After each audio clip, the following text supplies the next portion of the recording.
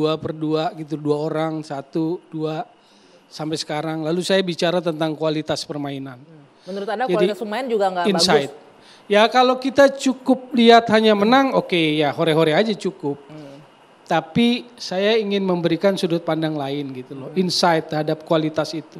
Apakah kualitas permainan itu sepadan dengan apa yang sudah didorong, ditambahkan, diberikan dengan naturalisasi itu. Saya apresiasi kemenangan itu 2-0, yes. Tapi kalau kita ingin melihat kualitas permainan, maka lihatlah statistik permainannya, statistik pertandingannya. Jadi kemenangan diapresiasi tapi statistik permainan tidak bagus. Itu mencerminkan kualitas permainan.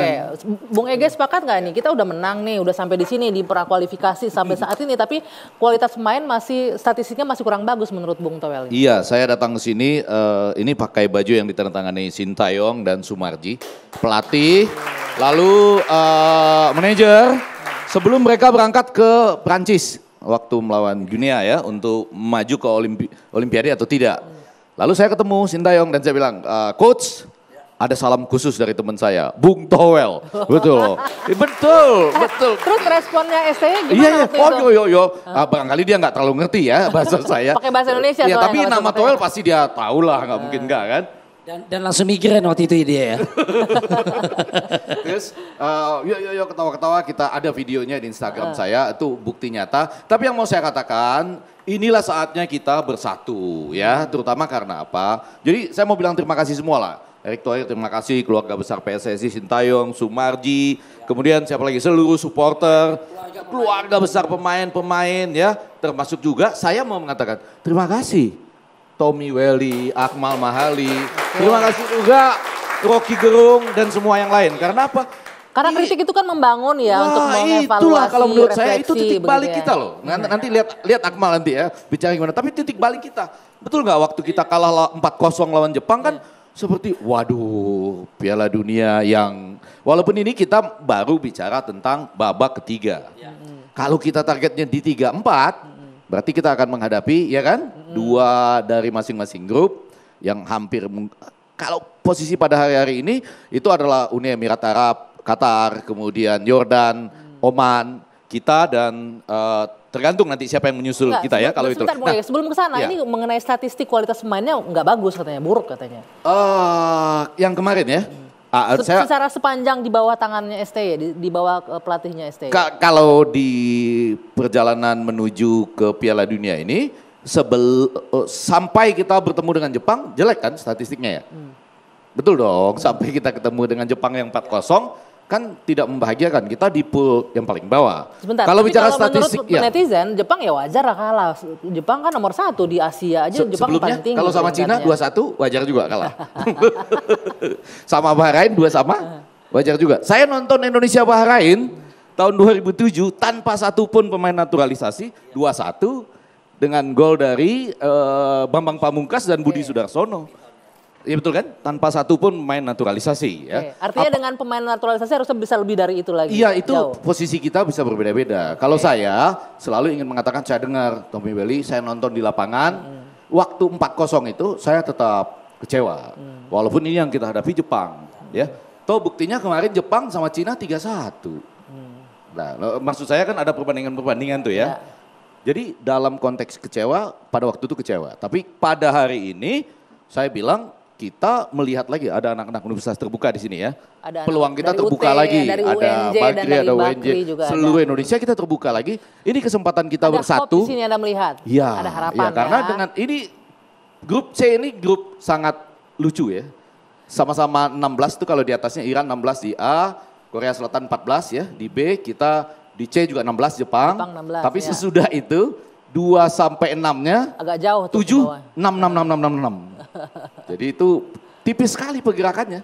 Kalau kita besok ke Melbourne ya, mungkin di sana tanggal 20 bulan Maret 2025 Maret ya. Iya. 20 Maret apapun hasilnya akan bergerak ini.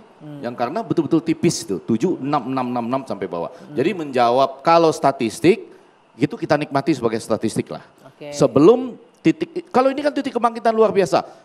15 kali pertemuan lawan Arab Saudi belum pernah menang. Betul ya? Yang ke-16 ini kita jadi menang. Ya kan? Ya. Kalau statistik tentang format baru Piala Dunia, ya ini yang terbaik ya dibandingkan ASEAN dan lain-lain. Tapi kalau format lama Piala Dunia, 86 kita yang paling baik. Betul ya? Kita sudah kalau saja bisa mengalahkan Korea Selatan waktu itu udah sampai kita di Piala Dunia. Oke, Bung Akmal, kalau Anda sebentar saya potong Bung Ege. Bung Akmal melihatnya gimana nih dengan kemenangan Indonesia melawan Arab Saudi kemarin? Ya, ini kemenangan yang patut disyukuri ya. Kalau kemudian orang berbicara apakah STI itu harus out atau tidak, ini kan bicara target.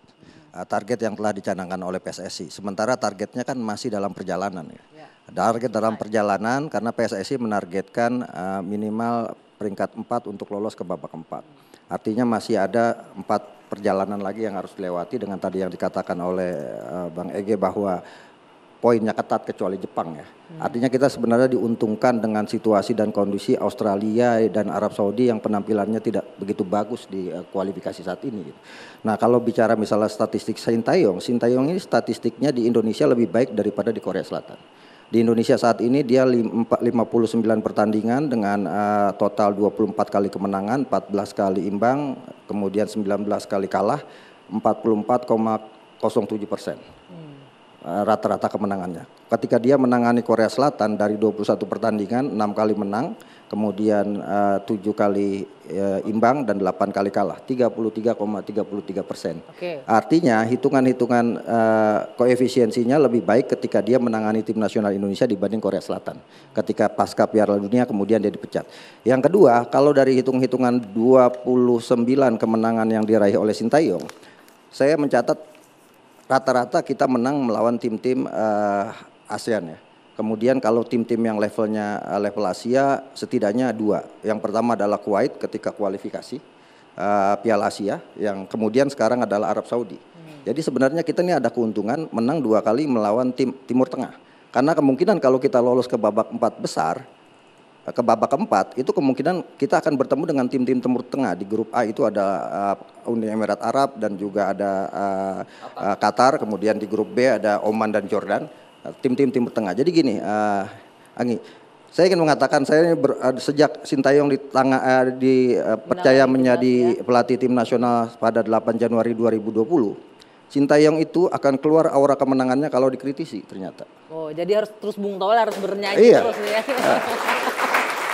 Harus dikritisi terus nih. Betul. Nanti. Ini bicara pengalaman. Oke. Saya nanti ditahan dulu bicara pengalaman. Bicara soal STY ini kan. Dulu saya pernah dibully sama dengan Bung Toel juga gitu kan ketika Piala AFF U23 gitu kan. Ketika kita kalah dari Malaysia 1-2, kemudian kita hanya menang 1-0 dari Timur Leste.